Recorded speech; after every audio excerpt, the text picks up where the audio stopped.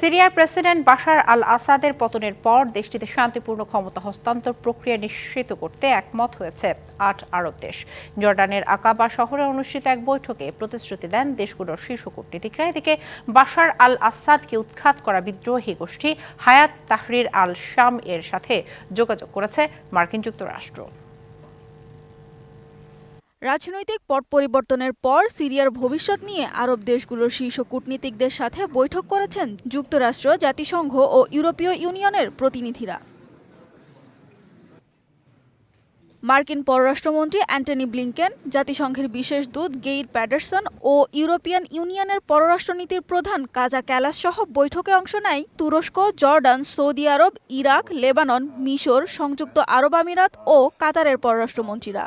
তবে বৈঠকে ছিলেন না সিরিয়ার কোনো প্রতিনিধি।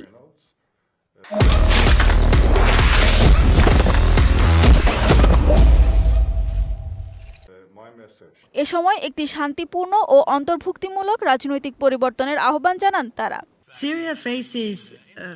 এই মুহূর্তে সিরিয়া আশাব্যঞ্জক অনিশ্চিত ভবিষ্যতের মুখে দাঁড়িয়ে।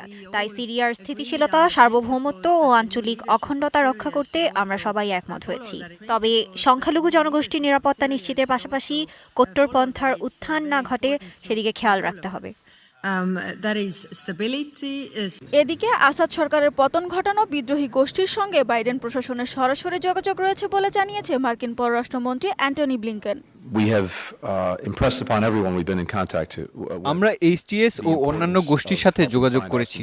সিরিয়ার জন্য মার্কিন সমর্থনকে এগিয়ে নিতে আরব দেশগুলোর সাথে একমত হয়েছে। সিরিয়াকে এগিয়ে নিতে যুক্তরাষ্ট্র গুরুত্বপূর্ণ ভূমিকা পালন করবে। প্রায় ১২ বছর পর সিরিয়ায় দূতাবাস চালু করেছে তুরস্ক।